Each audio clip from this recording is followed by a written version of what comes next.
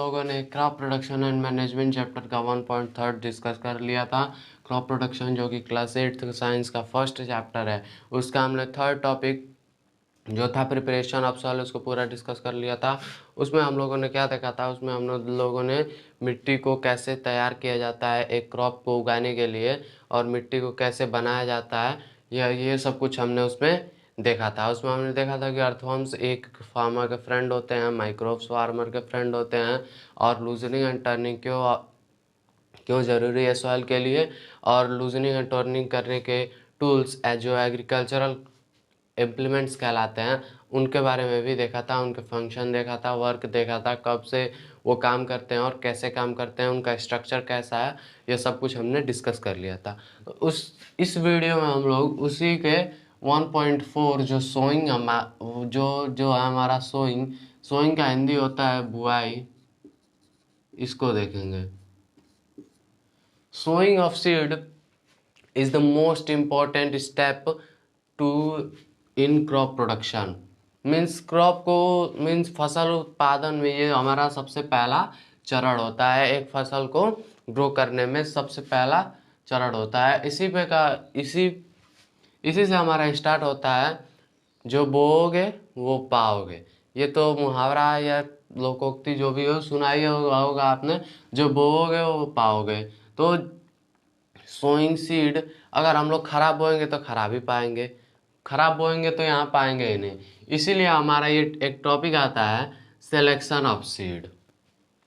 Okay, selection of seed में हमें अच्छी सीड्स क्या करनी चाहिए, चूज करनी चाहिए। और एक फार्मर भी एक अच्छी सीड चूज करता है अपने क्रॉप के लिए।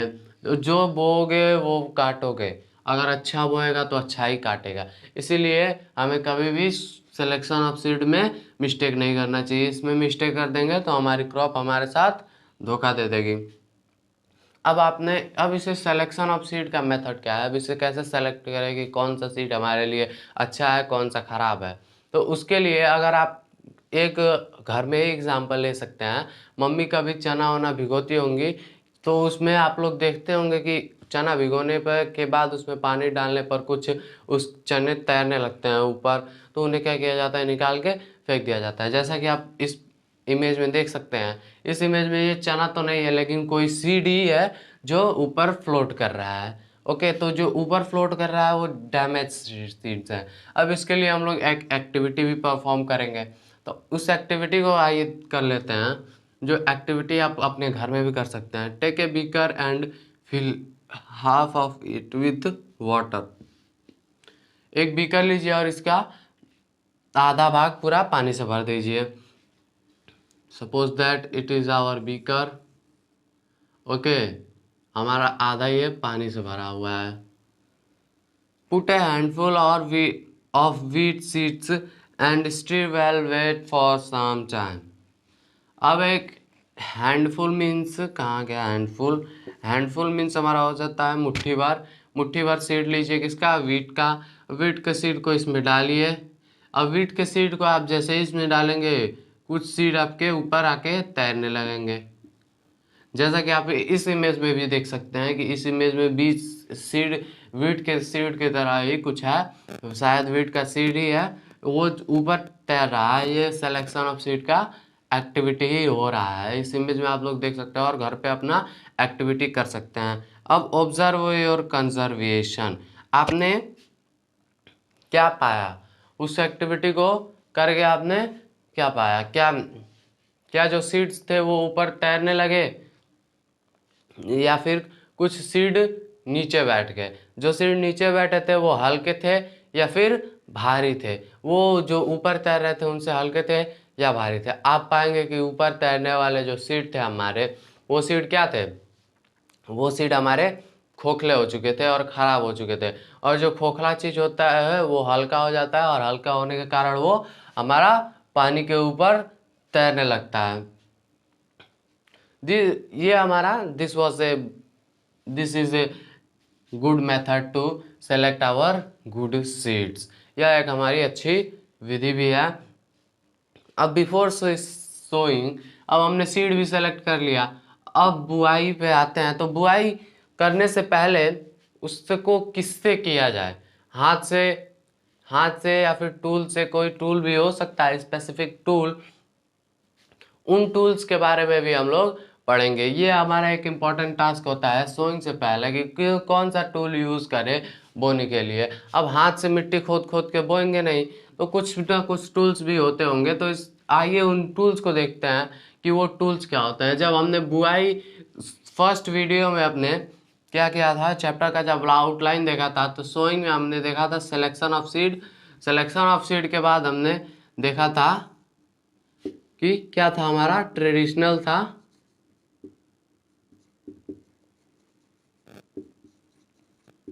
ट्रेडिशनल टूल था, और ये हमारा क्या था, सीड ड्रिल। ओके, हमने इनको ये बीच में वर्सेस लगाया था, ट्रेडिशनल टूल और सीड ड्रिल के बारे में पढ़ना था हमें। तो आइए ट्रेडिशनल टूल और सीड ड्रिल के बारे में कुछ और जानते हैं कि वो कैसे काम करते हैं और क्या होते हैं, कौन सा बेटर है, कौन सा एंसेट है, कौन सा मॉडर्न है। ये अब traditional tool and seed drill को कंटिन्यू करके पढ़ लेते हैं। तो ट्रेडिशनल टूल ट्रेडिशनल टूल के बारे में अगर बोला जाए तो ट्रेडिशनल टूल से, ट्रेडिशनल वर्ड से ही मालूम चल रहा है कि ये हमारा ट्रेडिशनली होने वाला है। तो इसके बारे में आइए स्टडी करते हैं। The tool used traditionally for sowing seed is shaped like a funnel. यह एक फ्यूनल की तरह होता है, एक नीचे नुकीला भाग होगा और हल की तरह ही होता है।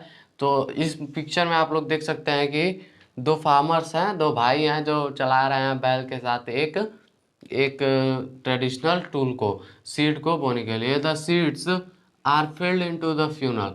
ये जो फ्यूनल होता है, इसमें हमारे सीड क्या किए जाते हैं, फिल्ड किए जाते हैं, भरे जाते हैं, पास्ड डाउन थ्रू 2 और 3 पाइप्स, और 2-3 पाइप्स होते हैं, उनके थ्रू ये नीचे पास होते हैं। हैविंग शार्प एंड्स, और उनके बहुत शार्प एंड होते हैं, नुकीले एंड होते हैं। This ends pierce into the soil. ये एंड्स क्या करते हैं, मिट्टी में धंसते हैं, एंड प्लेस सीड देयर। मिट्टी में धंसते हैं और सीड को वहाँ बो देते हैं, मीन्स सीड को वहाँ धंसा देते हैं, तो उससे सीड हमारा ग्रो कर जाता है।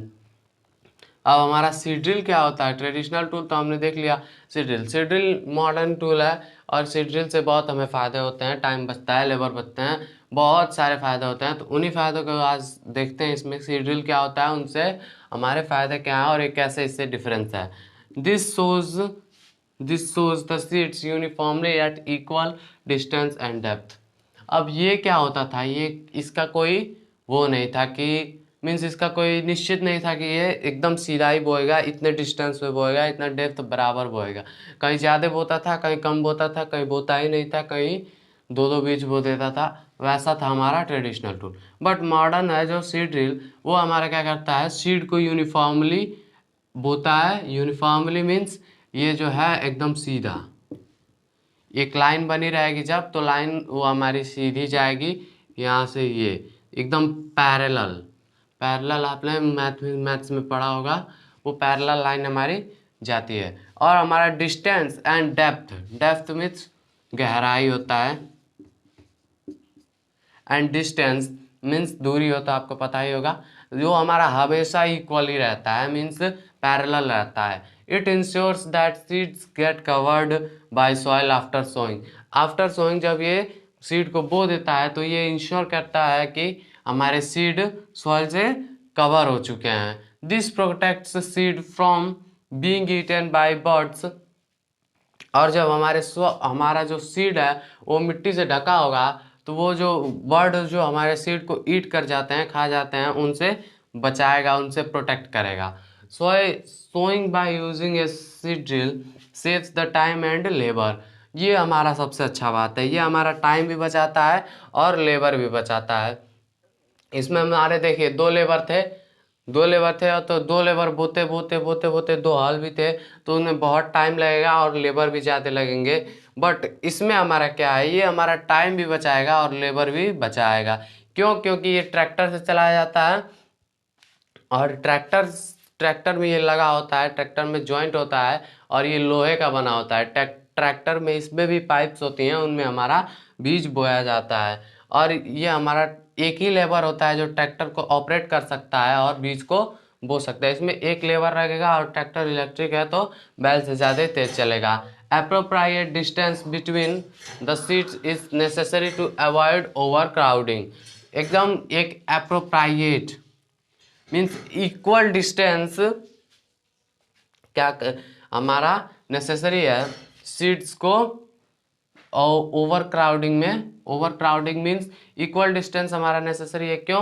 क्योंकि ये ओवर क्राउड कर जाते हैं, हमारे बीज क्या होंगे एक ही जगह पे मिक्स ज़्यादा हो जाएंगे, तो वहाँ पे ज़्यादा बीज उग नहीं पाएंगे और बीज वेस्ट भी होंगे, तो ओवर क्राउड उसे बोलते हैं।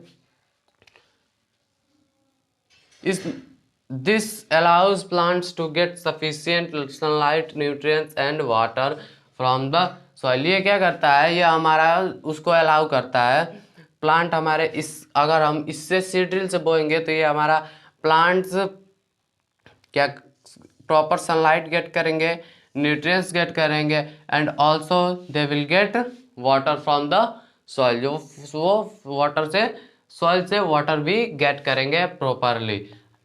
At times, a few plants may have to be removed to prevent overcrowding। और हमारे कुछ बीच में कुछ हमें मेहनत करना पड़ेगा, कुछ प्लांट्स को हटाना पड़ेगा। क्यों? क्योंकि वो ओवरक्राउड हो सकता है। अच्छा, आप कभी नेसेसरी नहीं, नर्सरी, आपके घर में नर्सरी, घर के बगल में कॉलोनी में नर्सरी होगा, नर्सरी में आपने देखा होगा कि कुछ पौधे जो होते हैं उनके बीज क्या होते हैं, थोड़े से उग जाते हैं, उसके बाद छोटे प्लास्टिक के बैग्स में रख के ले जाए जाते हैं बोने के लिए। ऐसा क्यों होता है?